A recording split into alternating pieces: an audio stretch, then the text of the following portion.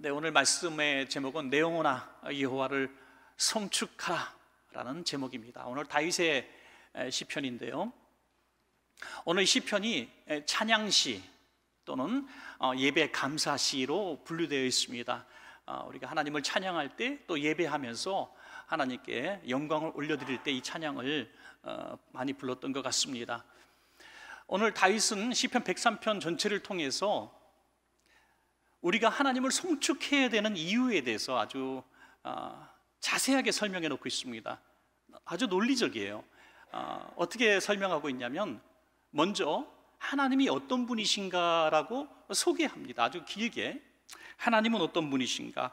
하나님은 우리의 죄를 용서하시는 분, 우리가 병들었을 때 우리를 치료하시는 분, 그리고 아무 공로 없는 우리들에게 하나님은 은혜를 베푸시는 분, 그리고 하나님은 결국 이 세상을 악인들을 심판하시는 하나님, 그리고 좋으신 아버지 되신 하나님, 그리고 우리의 창조주 되신 하나님, 그리고 한번 약속하신 약속은 반드시 지키시는 하나님, 그리고 지금 이 순간에도 온 우주 만물을 통치하고 계시는 하나님이시다.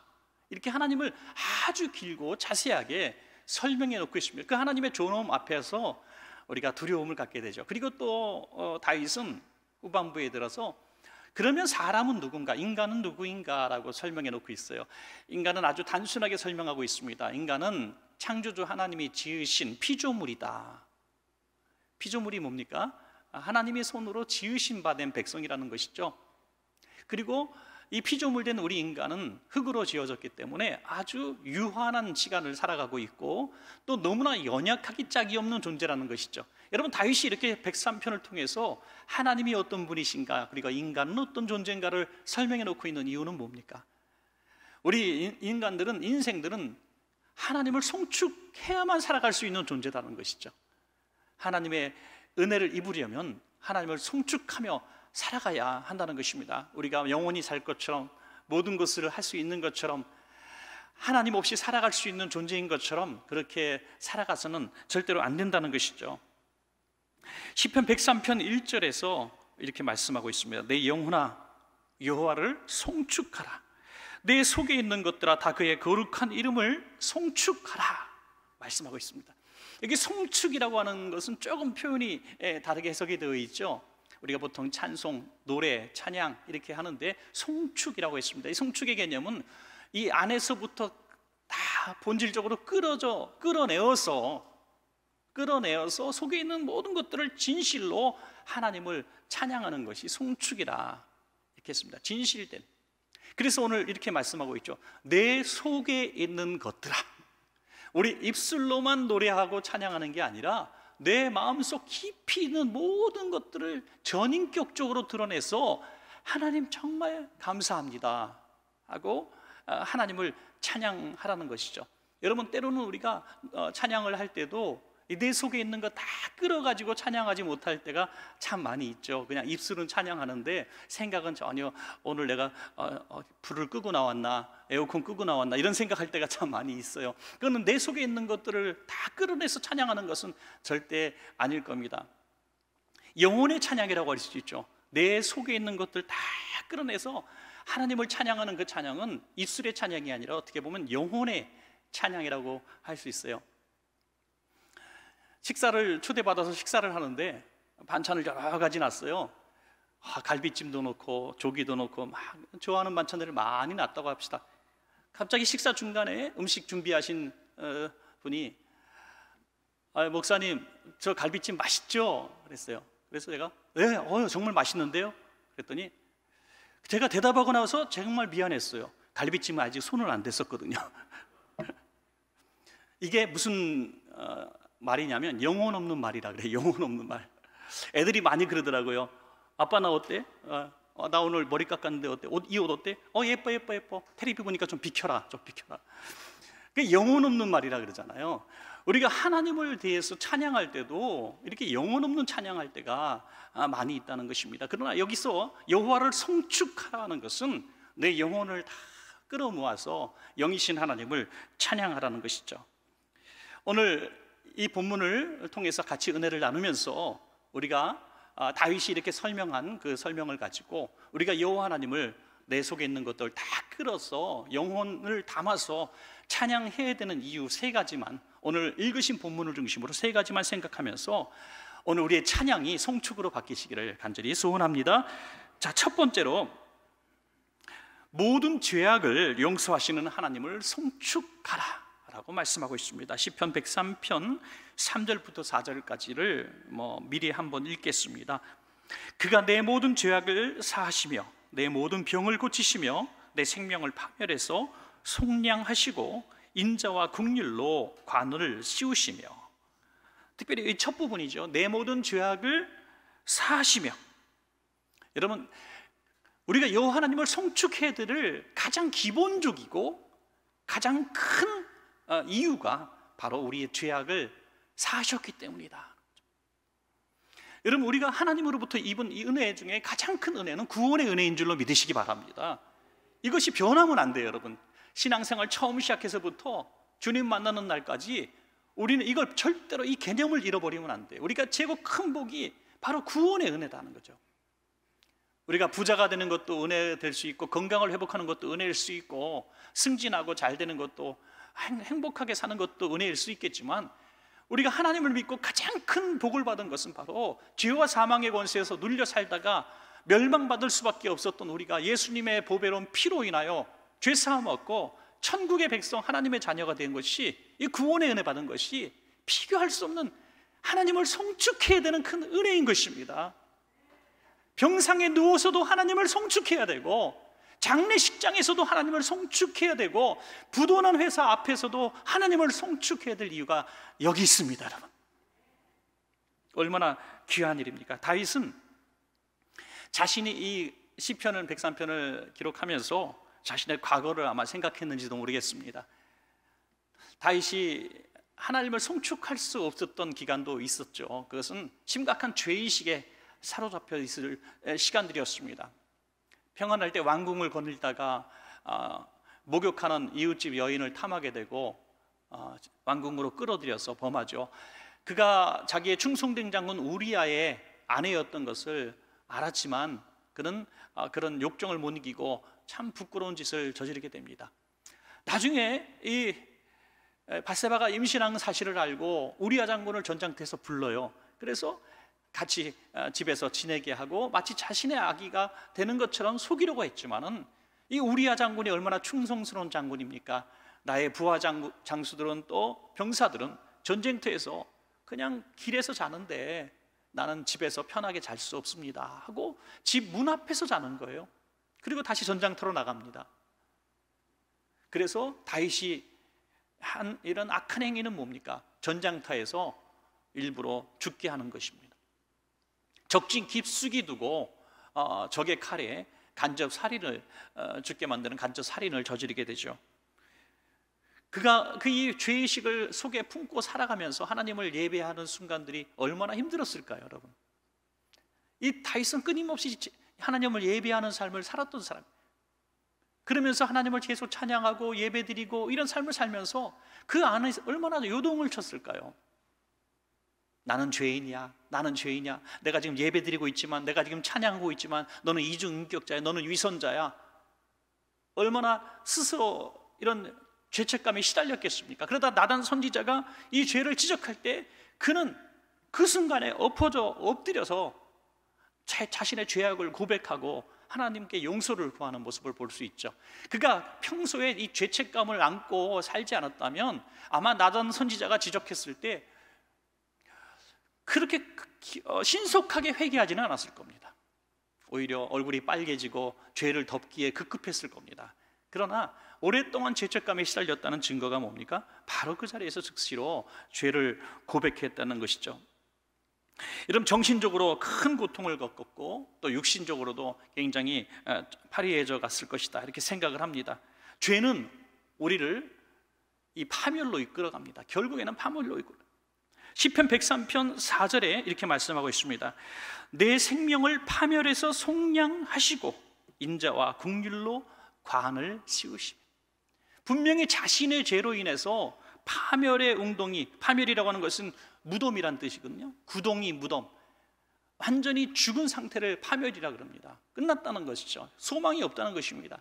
죄로 인해서 무덤 속까지 들어가 버린 소망 없는 그의 영혼을 속량하시고 뭡니까? 용서해 주신다는 거죠.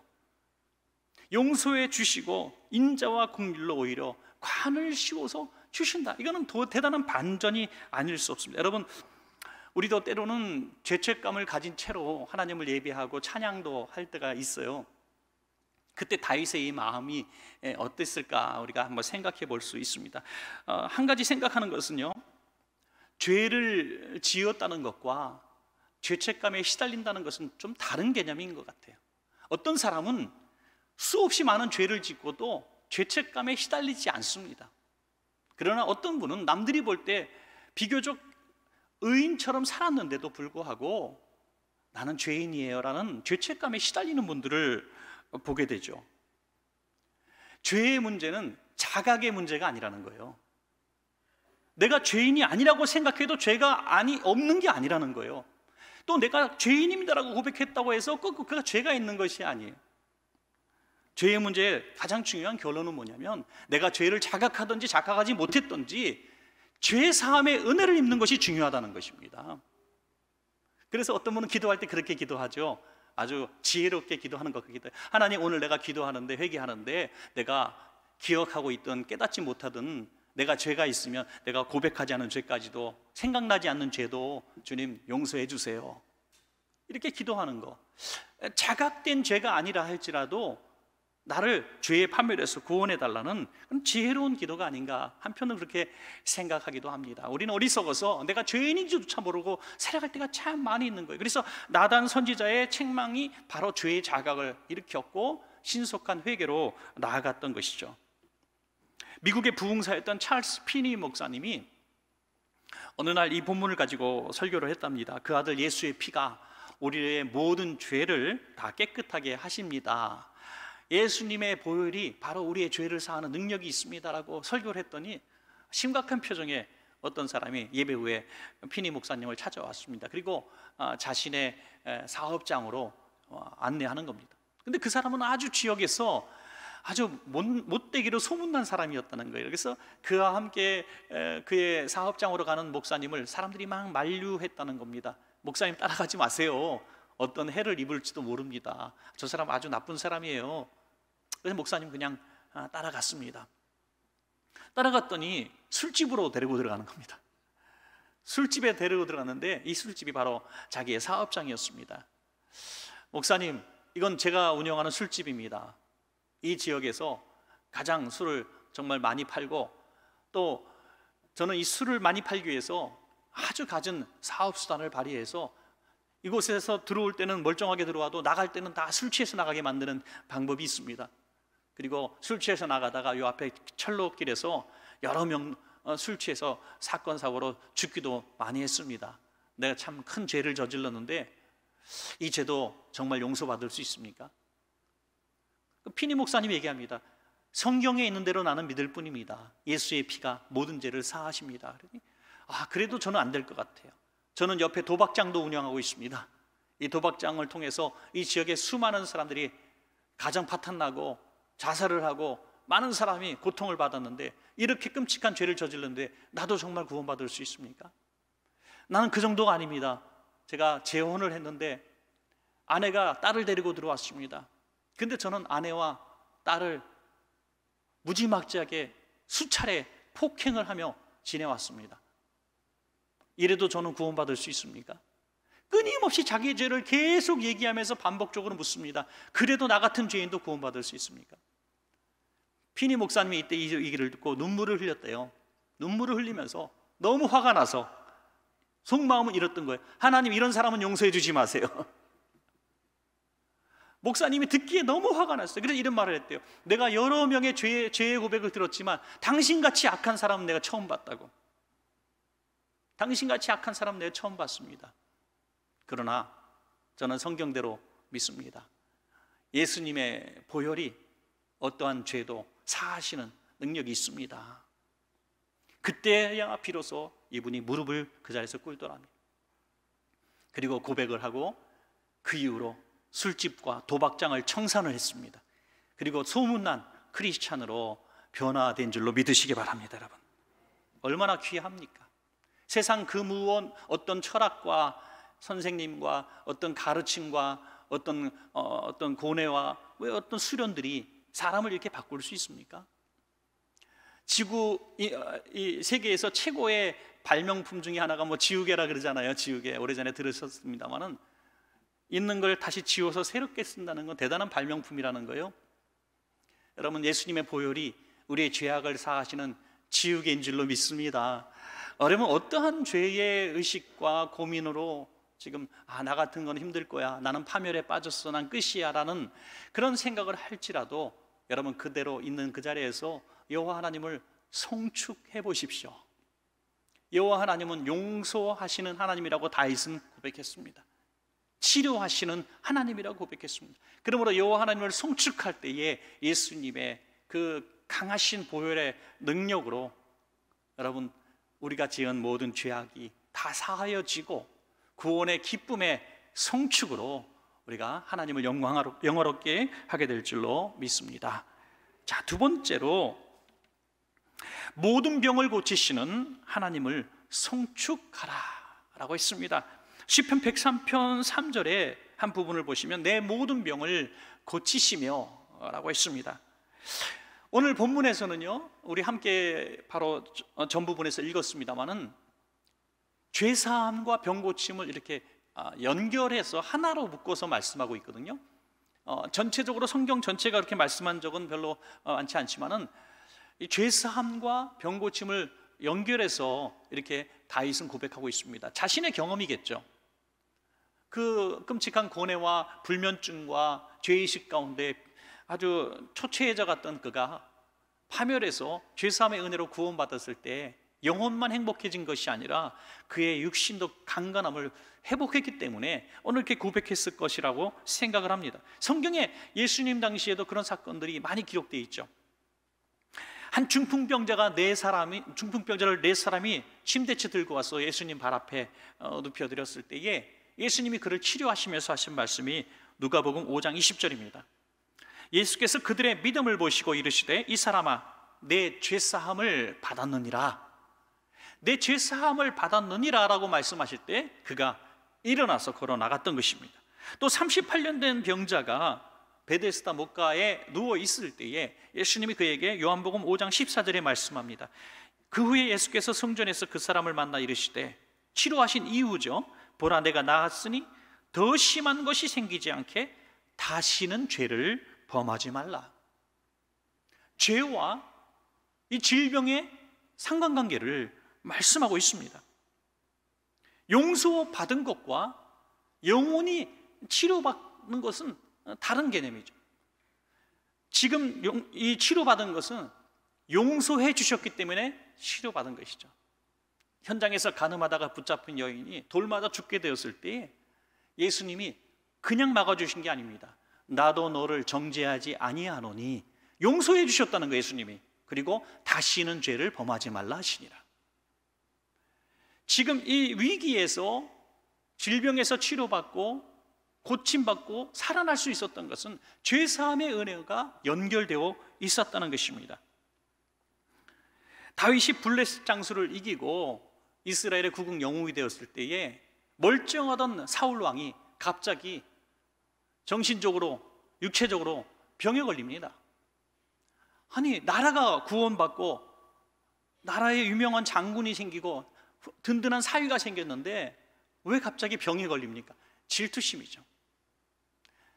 온 동네 여인들이 다윗을 찬양하는 그 소리를 들을 때 질투심에 견딜 수가 없었고 자기 왕좌를 뺏길까 봐 두려움에 사로잡히게 됩니다. 그때 그 병약한 마음과 심리 상태 속에 마귀가 들어가게 되죠. 여러분, 이것이 죄가 되는 것입니다. 그는 이렇게 생각했을 거예요. 다윗만 없으면 행복할 텐데. 다윗만 없으면 행복할 텐데. 여러분, 이런 마음이 왜 생겼습니까? 자신이 점점 이 죄에 물들어갈 때에 성령님이 떠나셨기 때문입니다. 성령님이 떠나시니까 사람을 미워하게 되고 그것이 자신에게 죄가 되는 것입니다. 영육간의 질병으로 오는 것입니다. 여러분, 우리가 이 땅에 살아가면서 정신적으로 육체적으로 많이 질병 가운데 신경쇠약이라는 병, 불면증이라는 병, 많은 병을 우리가 안고 살아가는데 꼭 그런 건 아니에요.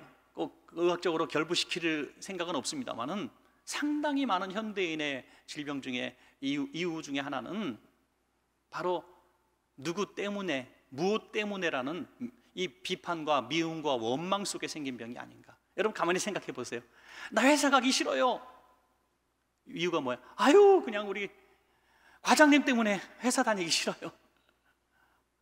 아유, 우리 사장님 때문에 회사 다니기 싫어. 나 이제 사업하기 싫어. 왜? 아유, 나 동업자 때문에 사업 못하게 먹겠어. 자꾸 모든 것을 다 누구 때문에 내가 힘들다, 누구 때문에 못 살겠다, 누구 때문에 괴로워 죽겠다, 이것이 미움이 되고 분노가 되고 증오가 되니까 불면증에 걸리고 속이 다 썩어 들어가고 신경적으로 너무 날카로워진다는 거예요. 오래전에 뇌수술 받은 환자들이 있는 병동에 신방을 간 적이 있었는데 그 자리도 기억해요. 그 사람 6인실에 중앙에 있었던 어떤 중년 신사였는데 뇌수술을 받고 머리에 이렇게 둘렀어요. 그런데 그 아내한테 막 욕을 하고 소리를 지르는 거예요. 뇌수술 받은 환자가 엊그제나 받았는가 싶은데 그렇게 소리를 지르는 거예요. 저 사람 오래 못 살겠구나. 뇌수술 받은 사람이 안정을 취하고 가만히 누워 있어도 살아야 할 텐데 저렇게 소리를 지르고 방방 막 침대에서 뛰고, 그랬더니 얼마 후에 정말 그분이 돌아가셨어요. 살 수가 없죠. 살 수가 없어요. 그분은 누구 때문에 죽었다고 말할 겁니다. 죽는 순간에도 자기 화를 다스리지 못해서 죽은 것이죠. 사울은 성령이 떠나시니까 이 미움과 증오가 더 커져서 아주 신경적으로 날카로워지고 결국에는 자살로 끝날 때까지 이 길을 멈출 수가 없었던 사람이 되고 말았습니다. 여러분, 모든 병을 고친다는 것이 가장 중요한 오늘 부분은요, 이 영적 질병을 말씀드리고 싶어요. 여러분 마음속에 있는 이런 영적인 질병, 마음의 질병, 누구 때문이라고 하는 이 상한 마음을 가지고 살아갈 때에 우리 힘으로는 안 된다는 거예요. 우리 힘으로는 그 사람이 사라지고 이 문제가 해결돼야 내가 쾌유할 것 같은데 절대 그렇지 않습니다. 여전히 상황이 똑같아도 우리는 영적인 자유와 회복을, 치유를 누릴 수 있습니다. 성령님께서 우리 가운데 임재해 주시면은 우리 영혼의 또 육신의 치료함이 있을 수가 있는 거예요. 어떤 여성도님이 글을 썼는데 참 공감이 가는 글을 썼어요. 아주 짧은 부분만 말씀을 드리겠습니다. 이렇게 표현을 했어요. 내 마음이 내려가고 깨어지고 깨어져서 이제 걸레처럼 너덜너덜해졌습니다. 얼마나 힘들었으면 깨어지고 내려가고 걸레처럼 너덜너덜해진 내 마음입니다. 성도님이 이렇게 고백한 글을 썼습니다. 여러분, 어떻게 이 상하고 깨어지고 걸레처럼 너덜너덜해진 상한 마음과 육신을 어떻게 치료할 수 있습니까? 누가 치료해 줄 수 있습니까? 오직 우리를 대신해서 우리의 병든 육신을 위해서, 병든 영혼을 위해서 대신 그 무자비한 채찍에 맞으신 그 예수님의 희생과 위로하심만이 우리를 이 죄로 인해서 당한 이 영육간의 질병에서 우리를 고칠 수 있다는 것입니다. 여러분 상한 마음이 있고 또 병든 마음이 있습니까? 여러분 손을 대시고 주님, 예수님 피 묻은 손으로 좀 만져주십시오. 예수님 피 묻은 손으로 좀 상하고 깨어지만 미움과 증오로 가득 차서 잠 못 이루고 각종 신경쇠약에 걸리고 화가 차 있는 나를 어떻게 나는 할 수 없습니다. 하나님, 예수님 피 묻은 손으로 만져주십시오. 그렇게 우리가 기도할 때에 우리가 모든 병을 고치시는 하나님을 송축하게 될 것입니다. 아니, 먼저 송축하십시오. 내 모든 상한 마음과 질병을 고치는 하나님을 내가 송축합니다. 먼저 찬양해 보십시오.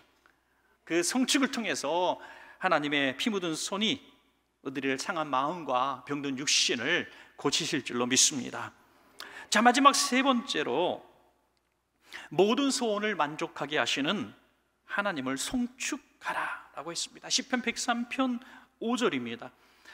좋은 것으로 내 소원을 만족하게 하사 내 청춘을 독수리같이 새롭게 하시는도다 라고 했습니다. 여러분, 이 만족, 우리가 만족하면 하나님을 찬양할 수 있죠. 우리의 소원을 다 채워주시고 만족하게 하시면 누구든지 찬양할 수 있죠. 그런데 과연 하나님이 우리의 모든 소원을 만족해 하시는 하나님이십니까? 여기 소원이라는 것이 누구의 소원인가를 잘 생각해야 합니다. 내가 원하는 소원과 하나님이 내게 주신 소원은 다른 것이에요. 내 소원을 만족하게 하신다는 것은 하나님이 우리에게 주신 소원을 만족해 하실 때에 있는 새로움과 또 좋은 것이라는 거죠. 가장 좋은 것이 뭡니까? 바로 성령을 주시는 것이 가장 좋은 소원이라고 말씀하고 있습니다. 여러분, 구하는 자에게 내가 성령을 주시지 않겠느냐라고 했죠. 왜 우리가 하나님을 송축할 수 없습니까? 내가 원하는 소원의 만족이 이루어지지 않기 때문에 하나님을 송축하지 않는 거예요. 지사님, 찬양 좀 합시다. 왜 입을 꼭 다물고 계세요? 우리 하나님 송축합시다. 오늘 여호와를 송축하라. 얼마나 좋아. 내 사정을 모르니까 그런 소리 하시죠.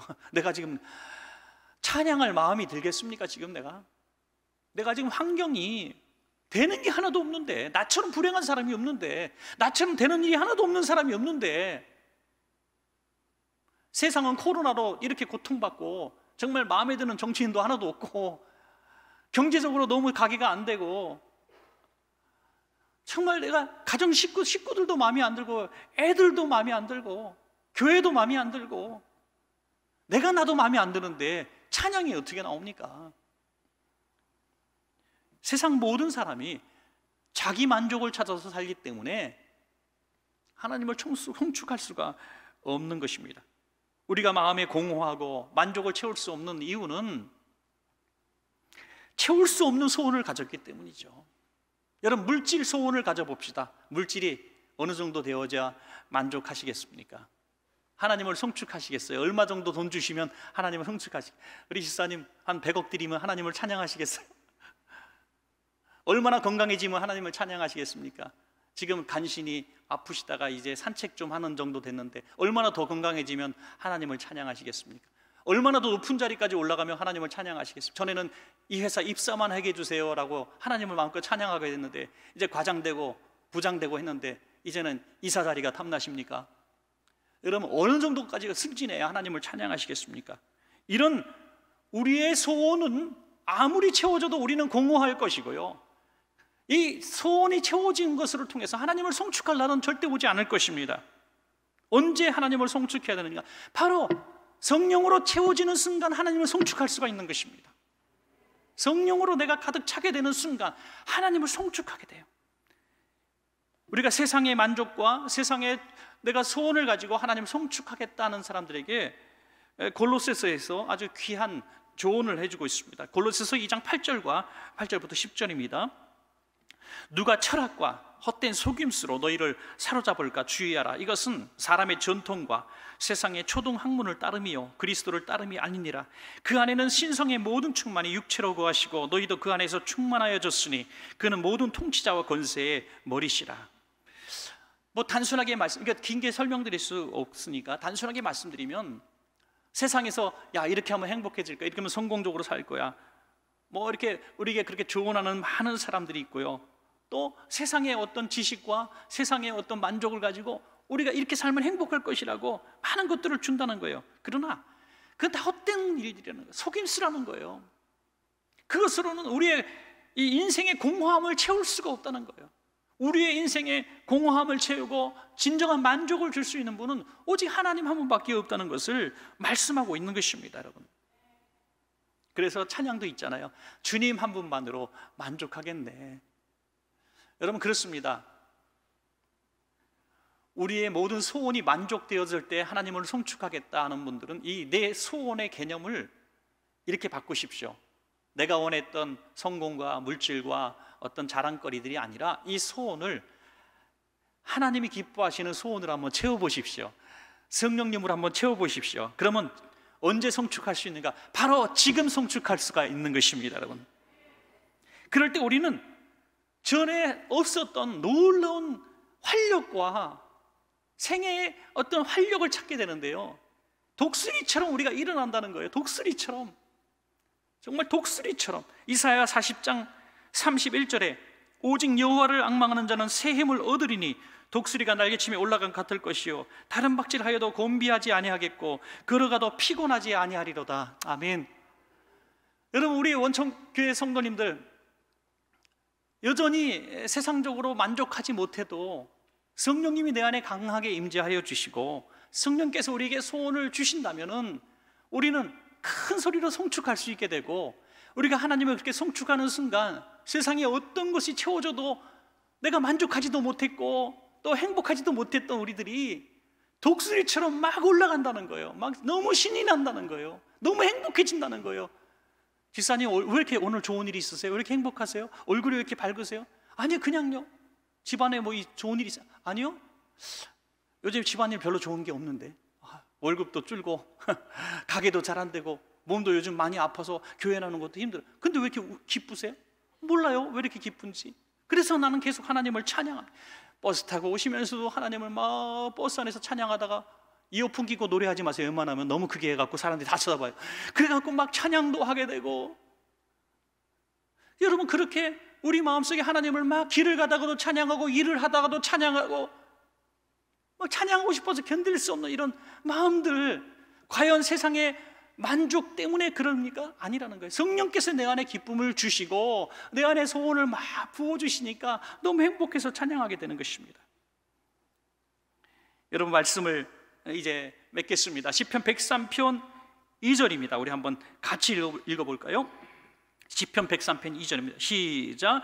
내 영혼아 여호와를 송축하며 그의 모든 은택을 잊지 말지어다. 아멘. 오늘 다윗은 우리가 하나님을 송축해야 될 이유를 과거에서도 끄집어냅니다. 은택은 과거에 받은 은혜들을, 은총들을 말하고 있거든요. 우리는 앞으로 이루어지어서 송축할 일보다 과거에 받은 은혜로 송축할 은혜가 더 많다는 거예요. 그것만 가지고도 송축할 이유가 된다는 것입니다. 모든 죄악을 용서하시고 모든 질병을 고쳐주셨고 하나님이 내 안에 임재하여 주셔서 모든 좋은 곳으로 내가 만족하고 천국의 소망으로 행복하게 해주셨으니 얼마나 하나님을 송축할 이유가 되는가 하는 거죠. 여러분, 우리가 예수님 믿게 된 것이 얼마나 행복합니까? 예수 믿어서 행복하신 분, 아멘. 예수 믿어서 행복하기 때문에 정말 이렇게 암울하고 힘들고 다들 죽겠다는 세상에 살면서도 하나님을 찬양할 수가 있는 것입니다. 소망을 가질 수가 있는 거예요. 긍정적인 믿음을 가질 수가 있는 것입니다. 이렇게 믿음이 얼마나 중요하고 감사한 일인지, 오늘 여러분 어떤 상황과 형편에 있어도 여호와 하나님을 송축하심으로, 먼저 송축하심으로 이 은혜와 축복을 누리시는 여러분 되시기를 주님의 이름으로 축복합니다.